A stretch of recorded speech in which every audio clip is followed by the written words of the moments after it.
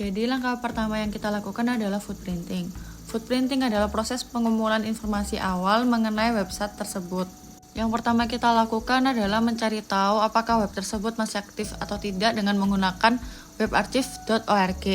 Dengan demikian, grafik menunjukkan frekuensi situs selama berada di atas, lama-kelamaan mulai tidak aktif. Kita lanjut untuk melakukan netgraph. Netgraph ini untuk mendapatkan informasi rinci tentang situs web dan server. Dari sini kita dapat mengetahui background dan networknya seperti ada site title, date version, dan IP address-nya. Selanjutnya kita juga menggunakan Whois, yaitu protokol jaringan yang digunakan untuk mencari informasi mengenai nama domain. Di sini juga sama, kita mendapatkan alamat IP dan ada kesimpulan juga kalau domain ini menggunakan layanan email dari Google berdasarkan MX record-nya, yaitu google.com. Nah, langkah kedua kita melakukan scanning yang bertujuan untuk mencari celah pada website seperti mengetahui port, jenis sistem yang digunakan, dan layanan yang aktif. Oleh karena itu, kami menggunakan Nmap. Nmap inilah yang untuk mengidentifikasi port yang terbuka atau tertutup pada perangkat.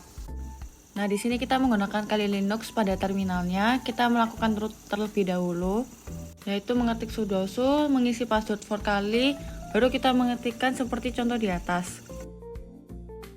Dari hasilnya kita mendapatkan informasi bahwa semua port web email basis data yang ada itu terbuka. Selanjutnya kita melakukan langkah ketiga yaitu enumeration. Enumeration sendiri adalah mengumpulkan informasi detail tentang sumber daya jaringan atau sistem, seperti pengguna, grup, layanan, dan share yang tersedia. Tujuannya adalah mengidentifikasi potensi titik lemah atau celah yang dapat dieksploitasi dalam sistem atau jaringan target.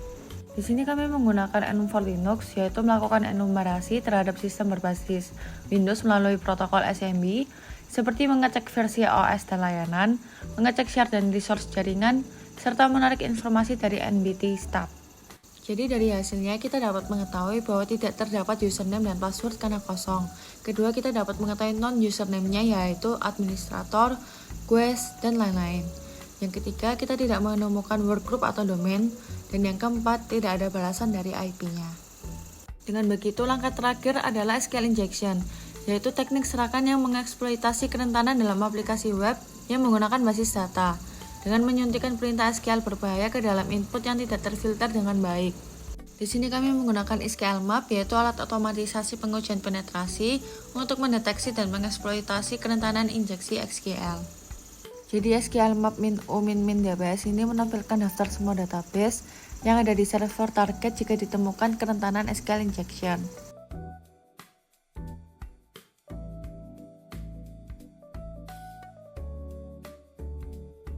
Jadi dari hasilnya kita menemukan database information schema dan MD hotel database.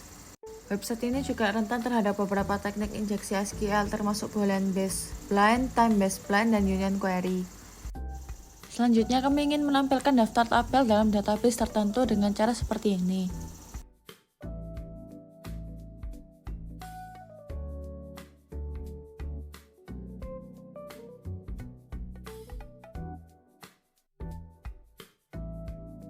Dari sini kita dapat mengetahui bahwa database yang digunakan oleh server adalah MySQL. Barulah kita mendapatkan informasi tabel seperti admin, kontak, image, dan lain-lain itu dari database Emery Hotel. Selanjutnya kami ingin menampilkan daftar kolom dalam tabel dengan cara seperti ini. Hasilnya adalah kita dapat mengetahui isi dari kolom tabel admin seperti ID, password, permission, dan username. Selanjutnya kami akan menampilkan isi dari tabel admin di database pada server target.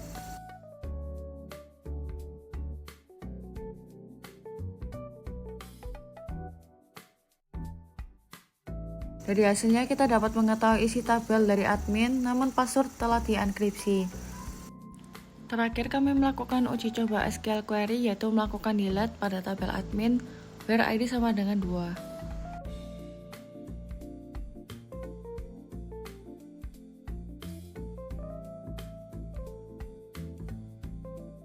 Namun hasil yang diberikan tidak sesuai, yaitu terdapat pesan peringatan yang menunjukkan bahwa eksekusi pernyataan SQL non-query seperti delete hanya bisa dilakukan jika stack queries didukung oleh server basis data. Maka dari itu, jika tidak didukung, perintah delete tidak dapat dijalankan.